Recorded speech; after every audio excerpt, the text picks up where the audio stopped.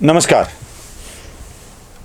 आपल्या देशामध्ये संशय कल्लोळ पसरवण्याची जणू स्पर्धाच लागली आहे. हा संशय कल्लोळ का पसरवला जातो हा एक साधा प्रश्न आपल्या मनामध्ये येतो. संशय कल्लोळ पसरवणं आणि कशाबाबत हे जरा नीट समजून घेतलं पाहिजे. म्हणजे मी काही दावे तुम्हाला अगोदर सांगतोय, त्या दाव्यांच्या आधारावर हा संशय कल्लोळ कसा पसरतो हे नीट लक्षात घेणं आवश्यक आहे. मध्ये पश्चिम बंगालामध्ये एक टूम आली होती, आठवत असेल तुम्हाला. काली माता पूजन, काली मातेचे पूजन दसऱ्यामध्ये केलं जातं. कालीची स्थापना केली जाते, दुर्गा स्थापना केली जाते आणि त्या कालीचं रोज पूजन करून काली म्हणजे कालीच्या मूर्त्या स्थापन करणे, आपल्याकडे जसं गणेश स्थापन करतात तसं कालीच्या मूर्त्या स्थापन करतात. पश्चिम बंगालात डाव्या लिब्रांडोनी एक नवीन टूम काढली होती. ते म्हणजे काली माता आमची नाही आहे, काली माता कुठून ती युरेशियन आहे. हा युरेशियन शब्द फार भन्नाट आहे बरं का. काली माता ही आर्यांची, युरेशियनांची देवता आहे. आर्य भारतात आले, हा डिस्कवरी ऑफ इंडिया, भारत एक खोजचा सगळ्यात मोठा खोज होती ती. तर त्या आर्यांची म्हणजे युरेशियन लोकांची देवता आहे. आम्ही या कालीमातेचं पूजन करणार नाहीत. उलट कालीमातेनं ज्या आमच्या मूळ पुरुषाला, म्हणजे काय त्याचं नाव, महिषासुराला मारलं, मला पटकन आठवत नाही, महिषासुराला मारलं. हा महिषासूर इथला मूळ निवासी आणि या महिषासुराची पूजा आम्ही करणार, कालीमातेची नाही.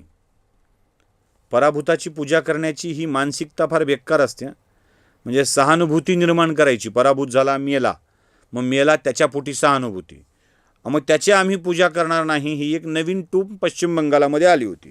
काही दिवस चालते अशा टूम. बरं, ह्या फक्त पश्चिम बंगालात चालतात असं नाही, सगळीकडे चालतात. मग मध्ये रावणाला जाळू देणार नाही असा एक विषय निघाला. हे असले काढणारे फार बिनकामाचे आहेत बरं का.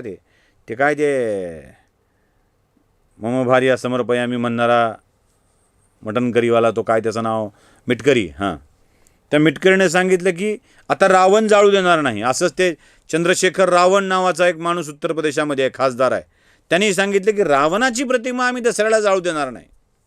का? राम म्हणले आर्य होता, रावण इथला मूळ निवासी होता. आणि हे ब्राह्मणांचं, हिंदूतल्या उच्चभ्रे वर्गाचं षडयंत्र आहे की आमच्या मूळ निवासी रावणाला मारल्याबद्दल आनंद व्यक्त करायचा. आम्ही रामाची पूजा करत नाही. तो कसला राम हो, तो बायकोला सोडून देतो, बायकोला वनात जा म्हणतो. आम्ही काय करणार. आणि काय असतं माहिती आहे का, सहानुभूती दिली की लगेच माणसं हे होतात. त्याला मग महिला सन्मानाची किनार द्यायची, त्याला अन्यायाची किनार द्यायची, विशिष्ट वर्गावर अन्याय असले काही शब्द वापरायचे आणि मग सुरू होतो हा खेळ. काही जणांनी सांगितलं, म्हणले तुमचा नरसिंह फार फालतू होता. तोही असाच आर्यांचा, युरेशियातून आलेल्या आर्यांचा देव, ज्याने आमच्या मूळ निवासी हिरण्यकशिपूला मारलं. मग हिरण्याक्षाला, अहो तुम्ही किती वाईट आहात बघा, वराह रूपात, डुकराच्या रूपात देव येतो आणि हिरण्याक्षाला मारतो. हिरण्याक्ष आमचा मूळ निवासी, आम्ही नाही सहन करणार. ती रामानं मारलेली ताडका, नाही फार फालतूपणा आहे म्हणलं. ते ताडका बिडका आमची मूळ निवासी. रावण फालतू होता.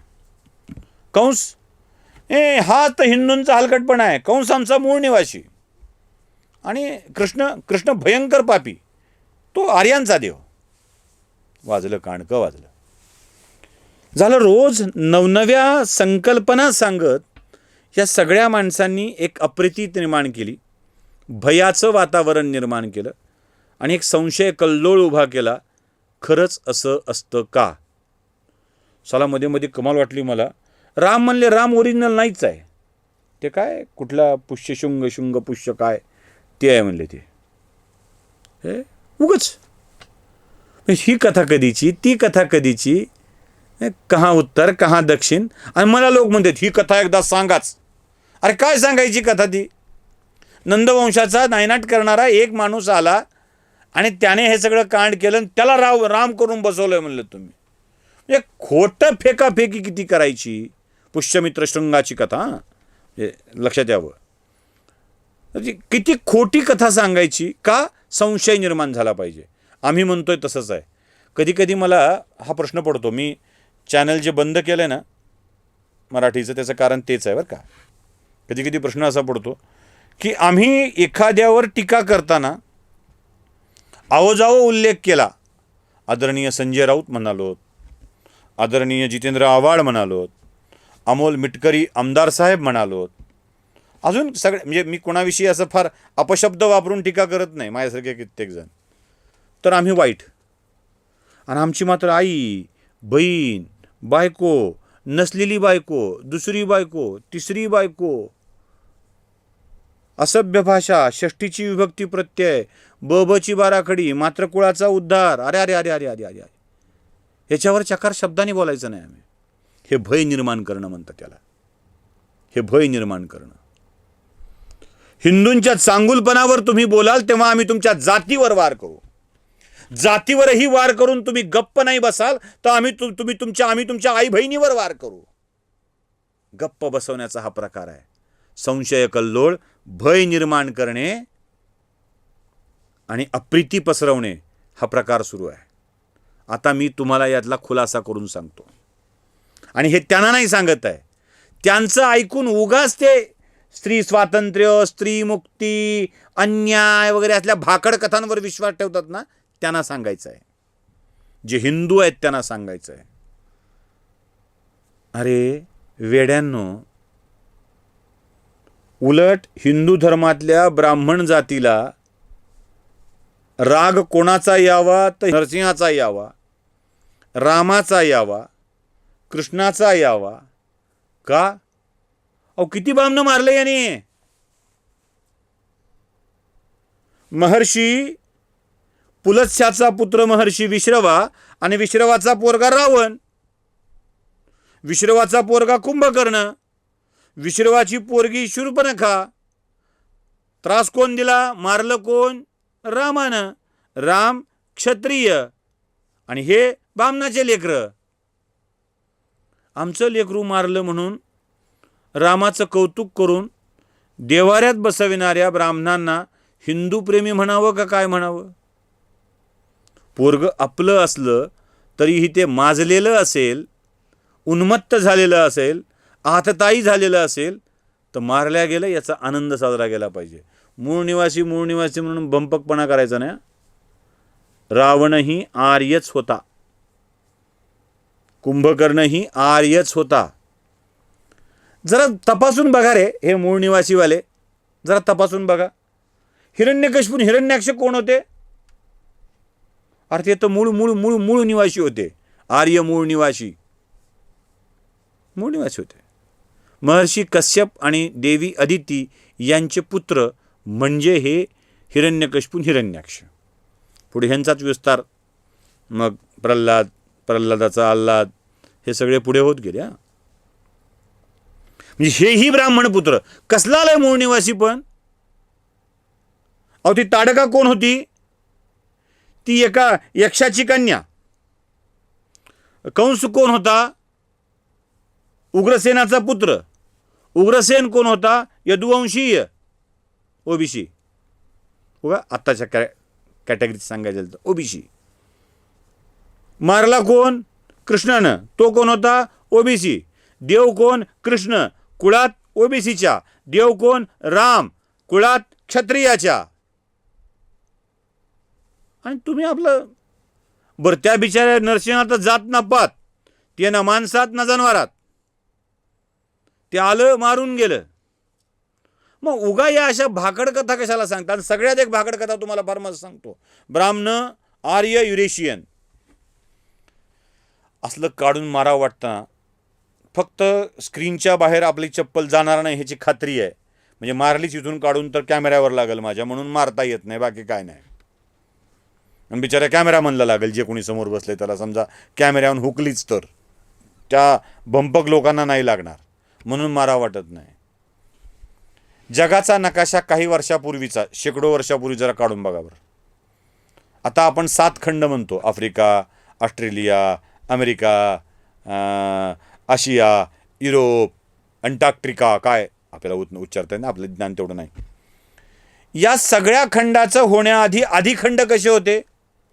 युरोप आणि आशिया हे दोन खंड विभक्त नव्हते, एकत्र होते आणि त्या एकत्र खंडाचं नाव होतं युरेशिया.